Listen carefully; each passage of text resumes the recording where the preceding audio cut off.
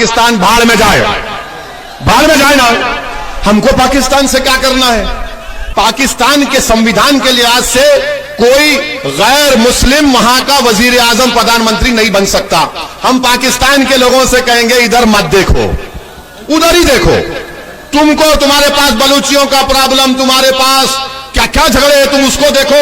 ये देश मेरा है, तुम्हारा नहीं है, हमारे घर का मामला है।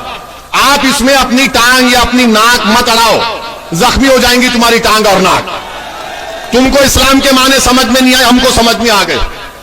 तो पाकिस्तान के बारे में हम ये कहना चाहेंगे कि मलाला कोई हमला पाकिस्तान में हुआ, उसको वहां पर पढ़ना पड़ा।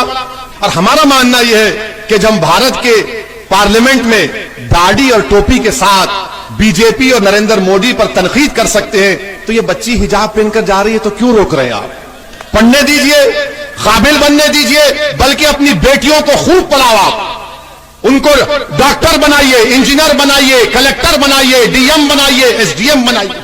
हमारा मकसद तो यही है कि भारत में जब तक भारत की महिलाओं की सुरक्षा नहीं होगी, जब तक भारत के महिलाओं को तरक्की के मौके नहीं मिलेंगे, भारत सुपर पावर नहीं बन सकता। सुपर पावर बनना है तो महिलाओं को उनका जायज मुकाम मिलना जरूरी है।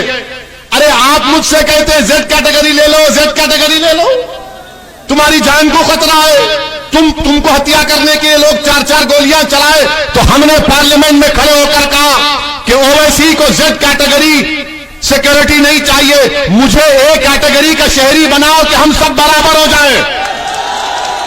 और जब एक बच्ची को 15-20 गुंडे घेर लेते तो ओवैसी को सिक्योरिटी मिली तो क्या फायदा? अगर मुस्कान को खतरा है तो असद को भी खतरा है। हम सबको सुरक्षा मिलनी चाहिए, चाहे किसी समाज के हो, किसी मजहब के हो। जनता को सुरक्षा मिलना चाहिए, पॉलिटिशियन नेता को नहीं। आजकल नेता लोग फैशन बना लिए कि 4-4 लोग बंदूक लेके टाई टाई चलती गाड़ी चलती है, और लोग देख के बोलते जा रहा है नेता, थू बोलते उसको, कुछ काम का नहीं है। हमारी जान की हिफाजत जब होगी जब आपकी जान की हिफाजत होगी। हमारा घर आबाद रहेगा जब तुम्हारा घर आबाद रहेगा।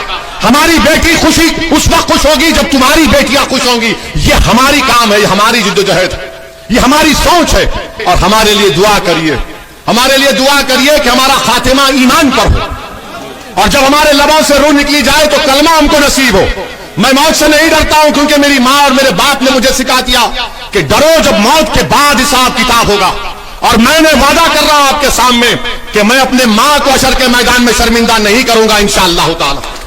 आप दुआ करो कि अल्लाह हमको और अल्लाह हमारी जबान में और तासीर दे, अल्लाह हमारे मकसद में हमको कामयाब करे। मैं यहां पर अपनी मकबूलियत के लिए नहीं आया हूं, मैं यहां पर तुम्हारे से नारे सुनने नहीं आया मेरी तारीफ में। अल्लाह मेरे दिल का हाल जानता है। मैं आपसे सवाल है, घर जाकर सोचो, रात के अंधेरे में उठकर सोचो, बुजुर्गों के पास, उनके पैरों के पास बैठकर पूछो कि आज हमारी विधानसभा में एक दीवाना आया था, वो दीवाना हमसे सवाल कर गया कि तुम्हारा नेता कौन है, बताओ।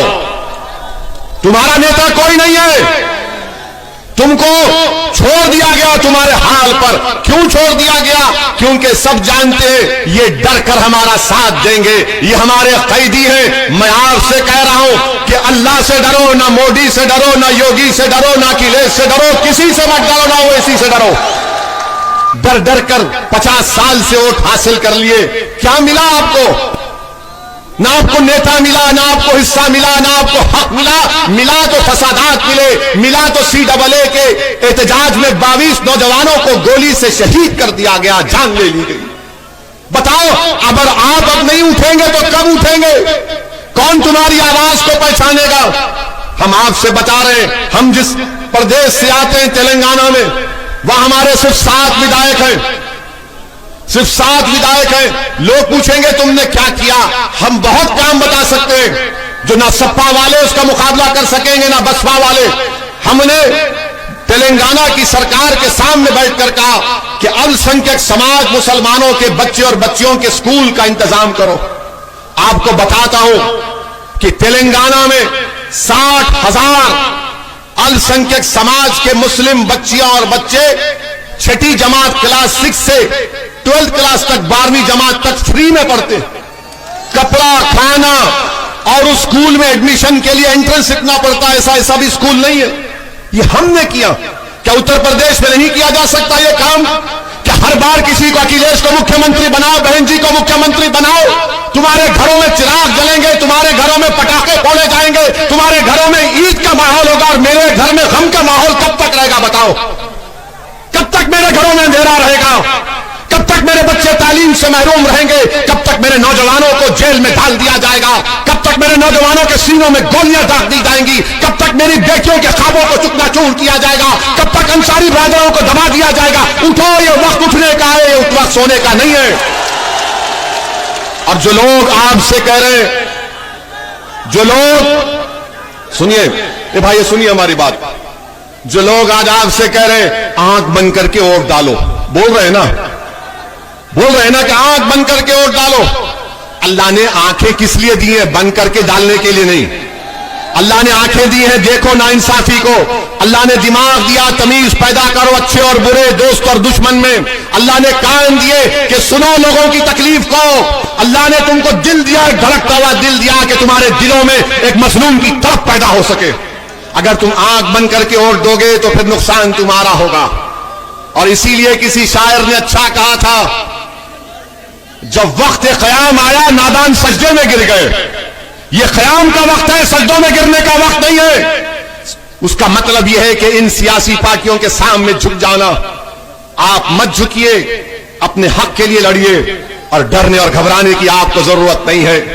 5 साल से बीजेपी की सरकार उत्तर प्रदेश में कौन सा काम किया? बीजेपी ने वादा किया था कि 70 लाख रोजगार नौकरी दी जाएगी, वो झूठा साबित हुआ।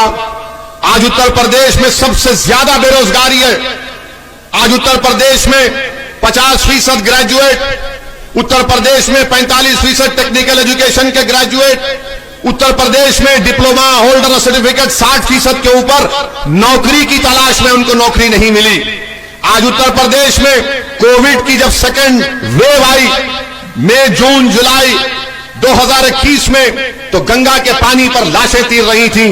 गरीबों को अस्पताल नहीं मिला, अस्पताल मिला तो ऑक्सीजन नहीं मिला, ऑक्सीजन मिला तो दवाई नहीं मिली। मेरे अजीज दोस्तों और बुजुर्गों, आज उत्तर प्रदेश में एक किसान परेशान है, उसको उसकी कीमत नहीं मिलती। आज उत्तर प्रदेश में खेतों में किसान रातों में खेत में सोता है, क्योंकि अगर वहां पर कोई जानवर आ जाए तो पूरी रात भर में खेत का नुकसान हो जाता है। मेरे अजीज दोस्तों और बुजुर्गों, हर महाज पर बीजेपी की सरकार नाकाम साबित हुई है। ये बीजेपी कहती है कि हमने लॉ एंड ऑर्डर को अच्छा किया। कौन सा लॉ एंड ऑर्डर आपने अच्छा किया? हाथरस हुआ, कैसे हुआ? क्या ये बीजेपी की जिम्मेदारी नहीं है? क्या कासगंज में एक बच्चे को पुलिस थाने में फांसी दे दी गई, क्या ये लॉ एंड ऑर्डर है? बताइए आप।